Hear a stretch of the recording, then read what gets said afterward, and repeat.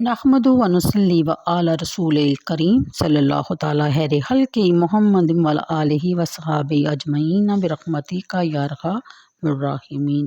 بسم اللہ الرحمن الرحیم۔ سورہ الذریات کی آیت نمبر 1 سے ہم شروع کریں گے۔ قسم ہے ان ہواؤں کی جو اڑا کر بکھیرنے والی ہیں، پھر ان بادلوں کی جو بارش کا بوجھ اٹھانے والے ہیں، پھر کشتیوں کی جو آہستہ چلنے والی ہیں، پھر فرشتوں کی جو حکم الہی سے بانٹنے والے ہیں۔ بے شک جو وعدہ تم سے کیا گیا ہے وہ سچا ہے، اور یقیناً جزا اور سزا کا دن ضرور آئے گا۔ قسم ہے آسمان کی جس میں راستے ہیں، بے شک تم مختلف بے ربط باتوں میں پڑے ہو، منہ پھیر رہے ہو اس قرآن سے جس کا منہ ازل سے ہی پھیر دیا گیا ہے۔ ستیہ ناس اس اٹکل پچو باتیں بنانے والوں کا جو غفلت کے نشہ میں بے سود پڑے ہیں۔ یہ آیت نمبر 11 تک کا ترجمہ تھا۔ تفسیر کے مطابق اس سورت کی ابتدا بڑی پرجلال ہے، بے ترپے 4 قسمیں کھائی گئی ہیں۔ مقصد یہ ہے کہ وقوع قیامت کی اہمیت کفار کے ذہن نشین کی جائے، اور اس کے بارے میں جو شکوک و شبہات ان کو پریشان کرتے رہتے ہیں ان کا قلع کما کیا جائے۔ یعنی جس چیز کے وقوع پذیر ہونے کی خبر خود اللہ تعالیٰ دے رہا ہے اور قسم پہ قسم کھائے جا رہا ہے، اس کے بارے میں تو کسی کو ادنا سا تردد بھی نہیں ہونا چاہیے۔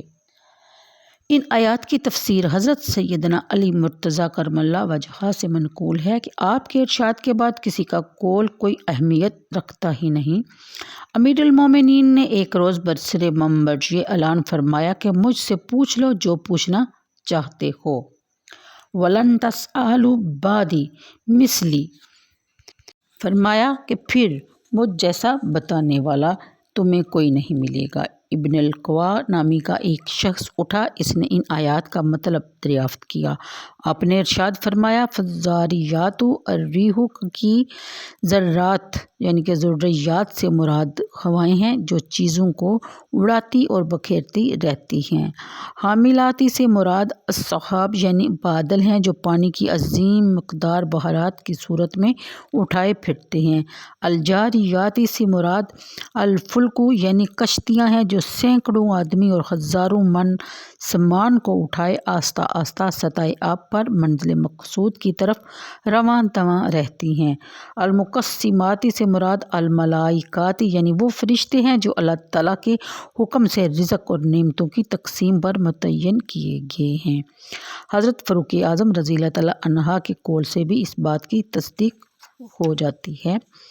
اگلی آیت کے مطابق تم سے جو وعدہ کیا گیا ہے کہ تمہیں دوبارہ زندہ کیا جائے گا، اس دنیاوی زندگی کے بارے میں تم سے باز پرس ہوگی اور تمہیں تمہارے اعمال کے مطابق جزا یا سزا دی جائے گی۔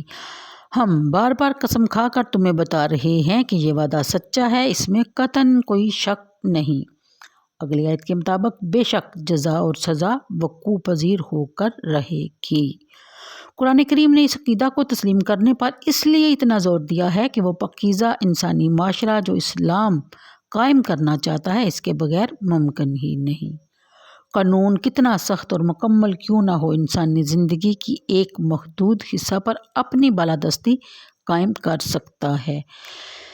پھر اس قانون میں بھی تلاویات کے بے شمار امکانات ہیں۔ انسان کی جلوت و خلوت اس وقت نفس اور شیطان کی دست درازیوں اور ہنگامہ آرائیوں سے محفوظ رہ سکتی ہے جب اسے یقین ہو کہ قیامت کے روز اسے اس ہستی کے سامنے جواب دہ ہونا ہے جو اس کے ظاہر اور باطن سے پوری طرح آگاہ ہے اور جس سے اس کی کوئی بات چھپی ڈھکی نہیں۔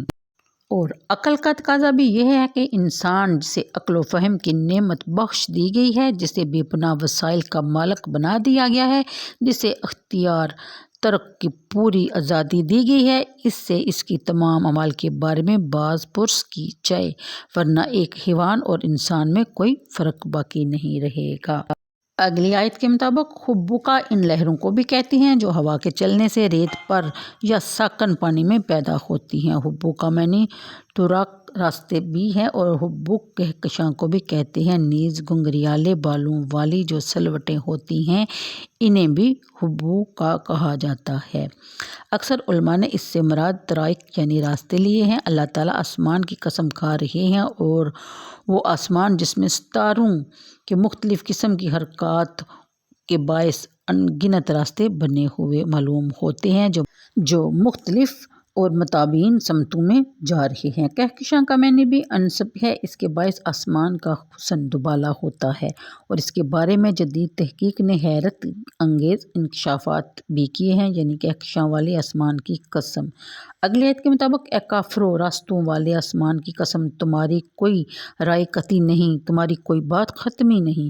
حضور نبی کریم صلی اللہ علیہ وسلم کے بارے میں رائے زنی کرتے ہو تو کبھی کہتے ہو یہ جادوگر ہیں، کبھی اسے کاہن اور مجنون کہتے ہو، اور کبھی اس پر شاعر ہونے کی تہمت لگاتے ہو۔ اس طرح قرآن کریم کے بارے میں بھی تمہاری کوئی متفقہ رائے نہیں، کبھی اسے سحر کہتے ہو اور کبھی اسے شعر کہتے ہو، اور تم میں سے جو زیادہ منہ پھٹ ہیں وہ اس پرراز حکمت کتاب کو اساطیر الاولین یعنی جھوٹے افسانے کہنے سے بھی باز نہیں آتے، شرم نہیں آتی تم لوگوں کو۔ قیامت کے بارے میں بھی تمہاری آراء کا تقاضا حیرت انگیز ہے، تم میں اکثر تو اسے بعید از عقل کہتے ہیں، بعض تناسخ کے قائل ہیں۔ غرض یہ کہ جتنے منہ اتنی باتیں، اس کی وجہ یہ ہے کہ تم ہوش و فہم سے کام نہیں لیتے، دلائل اور براہین سے کوئی نتیجہ اخذ نہیں کرتے، بلکہ محض ظن و تخمین کی وادیوں میں بھٹکتے پھر رہے ہو اور وہم و گمان پر اپنے مفروضات کی بنیاد رکھتے ہو۔